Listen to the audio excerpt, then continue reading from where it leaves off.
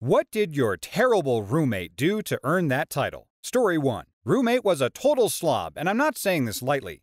He would eat dinner on the couch, then put his dirty plate with scraps and bones under the couch. I would have to check constantly for that, or else we would get some foul smells. And one time he had pancakes and put the plate under the chair, and due to the large amount of leftover maple syrup, we got ants. He would just trash everything and made the house disgusting. Finally, I had enough and I stopped cleaning up after him. I just let the house fall into total ruin. He then started staying at his parents' house, telling them and our friends that I was the slob and he couldn't handle it anymore. He eventually moved out and lives with his girlfriend now. She complains constantly that he is a slob. I keep imagining that scene from the first episode of Archer. Do you want ants? Because this is how you get ants. I don't understand why it would be so hard to find a trash can. I can relate, I guess, to when you're playing a video game or something and you can't really be bothered to get up, so you just set your plate or whatever next to you. But typically, there are moments to clean up and it only takes a few seconds to put everything away. Some people just have 0 Fs to give, I suppose. Story 2. She had the landlord return the security deposit in her name, even though I'd paid it in full. It was $1,800. When I asked the landlord for the deposit back, he said he already gave it to her, and I had to work it out with her. I was 19 and didn't know any better. Needless to say, she never paid me back. I'm still bitter about it 20 years later. I worked full-time in college and her parents paid her way. $1,800 was a lot of money back then. Story 3. We already weren't getting along but never escalated beyond minor spats. That is until he put nail polish remover into my facial moisturizer. He denied it when I confronted him, of course, and I was even accused by my other roommates of putting it there myself. Obviously, I moved out like 2 weeks later, because the landlord refused to let me put a lock on my bedroom door. My new place was furnished and I moved out ASAP. So, it took me a couple of extra days after I moved out to get all my furniture out, including my bed. When I arrived to get my bed, there were fresh bodily fluids on my sheets and pillowcase. That's right, the guy whacked off onto my pillow. Morgan, wherever you are, I hope you're miserable. Story 4. Woke up every day to Blink 182's Small Things at 4 a.m. for swim practice. Except he'd keep hitting snooze so I'd hear it like 2 to 5 times in a row. And he'd be late so his teammates would start banging on the door. I was a double science major working multiple jobs. I went to bed at 2, coming home from the library, so no sleep for me, I guess. I would have to wake up at that time on weekends for my landscaping job, and he would cry and moan about it. The guy never left the room, even when I would bring a girl back, and would just sit there and watch Netflix on my TV. I can't smell, so it didn't bother me, but all my guests said that it reeked in there since he never showered. Second semester I moved out and lived in the chem library. Instant improvement. Never had a roommate since. Story 5. One of my first flatmates in London was weirdly into me. One time I took a friend home because she was too drunk to take the train by herself, and my flatmate saw us getting home, asked me if she was my girlfriend, and I said yes, hoping that he'd leave me alone after this. Big mistake. He asked if he could sleep with us in my bed. My friend had passed out at this point, and said he wouldn't do anything, just wanted some human contact. Yeah, very creepy. Moved out shortly after that. Just wanted some human contact, huh? Well, then go do what everybody else does when they're feeling lonely and needs a companion. Either go buy a cat or actually get off your butt and go out there and date somebody. You would be surprised how many other people, looking for the same thing, would love to cuddle in bed. And that way you don't have to be a creepy weirdo trying to get busy with your roommate and their date. Get out there and find someone. Story 6. I had a coworker who was living at my home for some weeks. Wasn't especially clean and sometimes he drank my beers, but overall it was an okay situation. One day he told me he was moving back with his wife, and I said it was cool. He could take his things out whenever he needed, not in a rush. Almost immediately I found someone else who was looking for a room and I told him, yeah, you can move in on Monday. Monday morning I wake up and there is a bicycle in my living room. Weird. How did he get that in there? I thought. Went to the kitchen, and found an ex-roomie banging a woman there. Someone who wasn't his wife. I threw all of his stuff outside and asked for the keys. It was a little awkward afterwards at work. Story 7. I once had a roommate who kept cranking the temperature way up. I'm talking like 28 degrees Celsius or 85 degrees Fahrenheit. The landlord kept coming over to turn it way down as he was paying the bill. This meant we had the landlord coming over basically every day for a month. Finally, he turned the temperature to a very generous 22 Celsius and set up a lockbox to cover the thermostat. My roommate came home, got wasted, took a hammer and smashed the box to pieces and turn the temperature up to 28 degrees again. This by itself was just mainly amusing, but he was also stealing my stuff, borrowing money without paying it back, and hosting late-night dance parties to Nelly Furtado music. He claimed he never used a vacuum in his life and didn't know how. One time, he put a frozen pizza in the oven together with the cardboard. I smelled burning and raced downstairs to remove smoldering paper from the oven before it caught fire and burnt our house down. I asked him what he was thinking, and he said, "Well, that's the way we do it in Spain. No shame, no apology."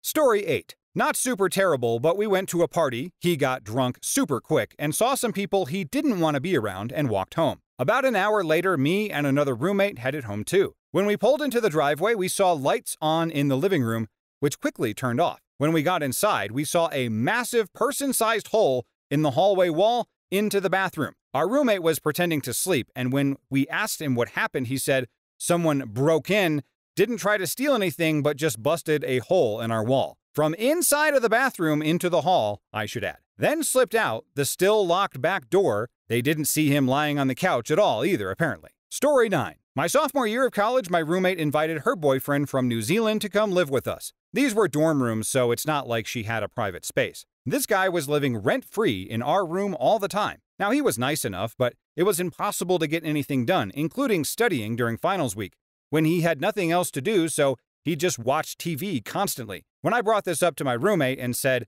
that I would appreciate it if he did not stay for the next semester, she got extremely huffy and moved out. Thankfully, they didn't charge me for her half of the room, so I ended up with a single for the cost I'd been paying for a double, so I guess it all evened out. There was also the time that she, an art major, decided her final project would be to leave a plate of food in her room and let it rot, and take photos as some sort of a statement on the breakdown of society. Didn't really understand that one, but it didn't help for sure. That has to be so frustrating, especially because you don't really have a lot of control of this situation. It's not like you can just pack up and move into another dorm in the middle of the semester, and you can't kick out your roommate either. If she has a boyfriend who moved in, though, that might be something to report to campus staff, since I'm certain that's not authorized. I hope that there are at least some other good places on campus where you could go study and have some peace and quiet.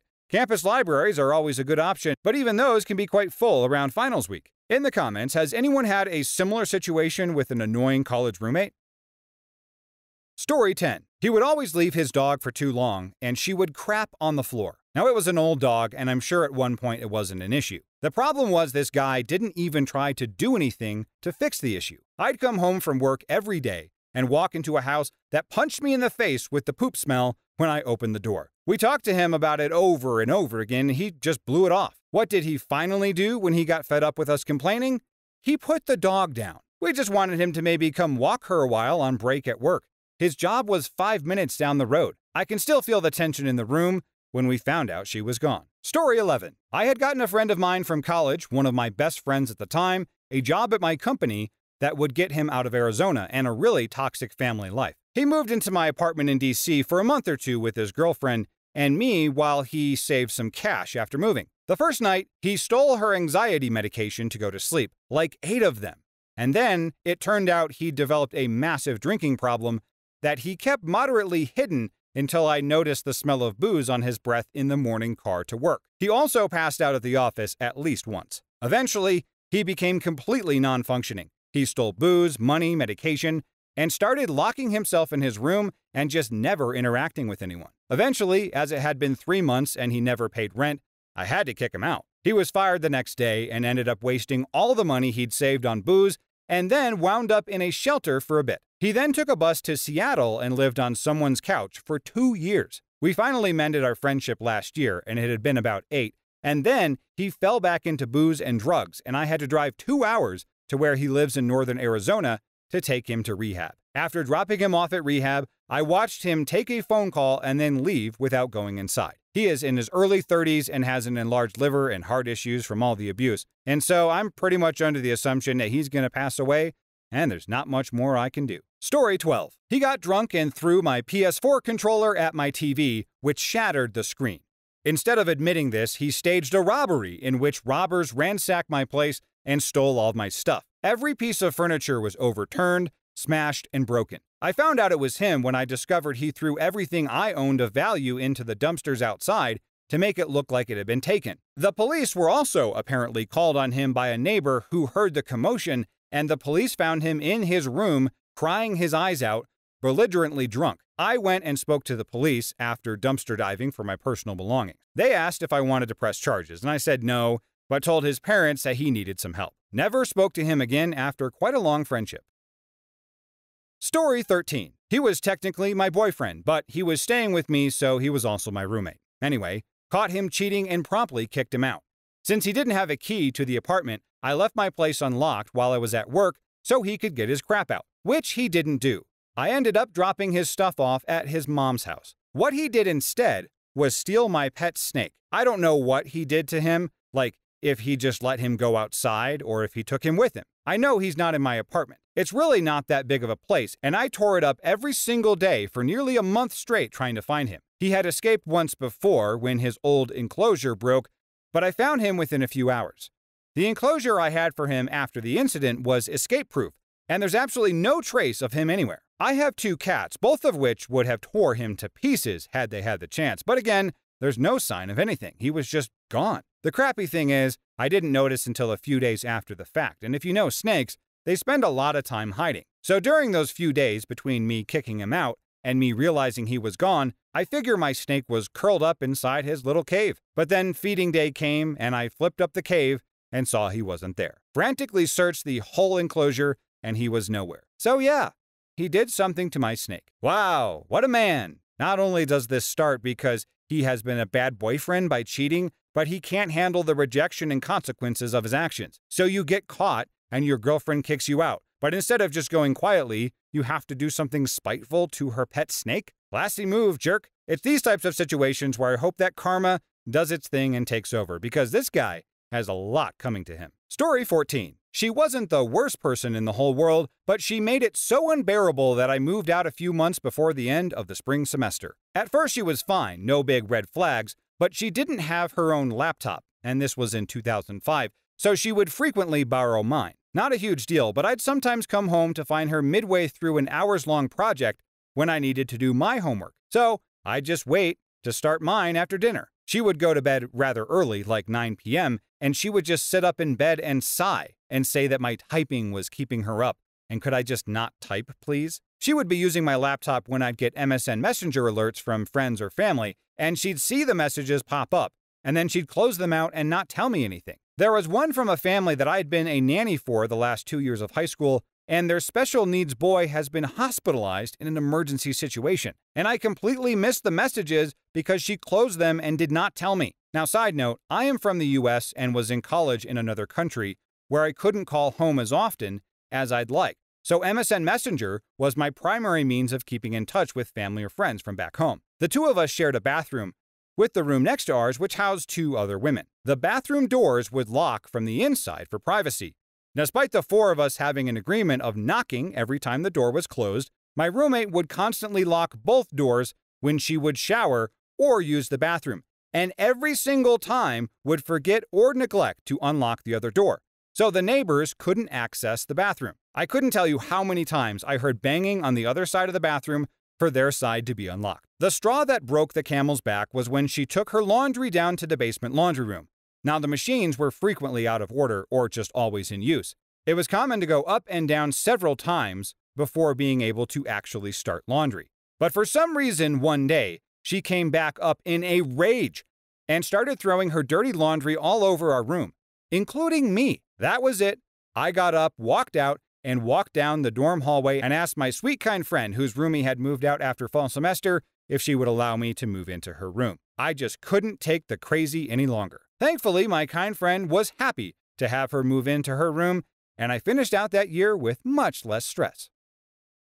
Story 15. After a few months of being constantly behind on rent and bills, I came home from a work trip to find the place trashed and her gone, along with a bunch of my stuff, like white goods, cutlery, etc. A number of years later, her brother confronts me at a pub and throws me up against a wall, accusing me of abusing her, which I very much did not do. Turns out her boyfriend, and now husband, had been touching her up. She showed up at a family dinner with a black eye, and instead of telling the truth about her boyfriend, she told her family that it was me. I eventually sorted it out with the brother after a mutual friend calmed him down. We had a few drinks and sorted out the story. After showing up with the black eye, the brother and a bunch of his mates showed up and moved all of her stuff out.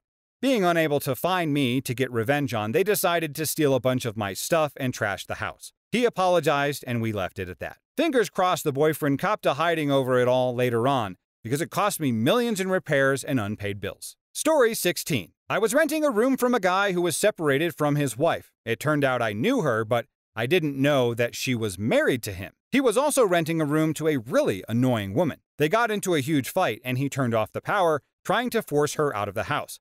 Now it inconvenienced me too, because my clock radio wasn't running and I needed it to get up to go to work. She called the cops on him and they told him he had to go through legal processes to get rid of her. Then his wife came back and they were living together and they got into a huge fight. He smashed the TV onto the floor, shattering it. I moved out as soon as I could. While I was living there, I actually had my mail go to the post office because I didn't trust either of them to not go through my mail. This living situation sounds pretty stressful with a lot of players.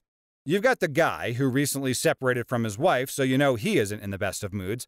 You have a woman staying there who apparently was really annoying too, and those two didn't get along at all. And if that was not enough, then the wife comes back into the mix, and that leads to even more fighting. I'm glad that this person was able to get out of there ASAP, because it sounds like things were headed down a bad and dangerous path. Story 17. My roommate in college would fall asleep watching The Office while it was on Netflix. Back then, the audio levels were broken or something, so the whole show would be in a low volume even though his TV was cranked up super high. But when the intro played, ba-na-na, da-na-na-na-na, it would be really loud. Would wake me up all the time, would turn the TV off, and then he'd wake up and then put it back on. Rinse and repeat 2 semesters.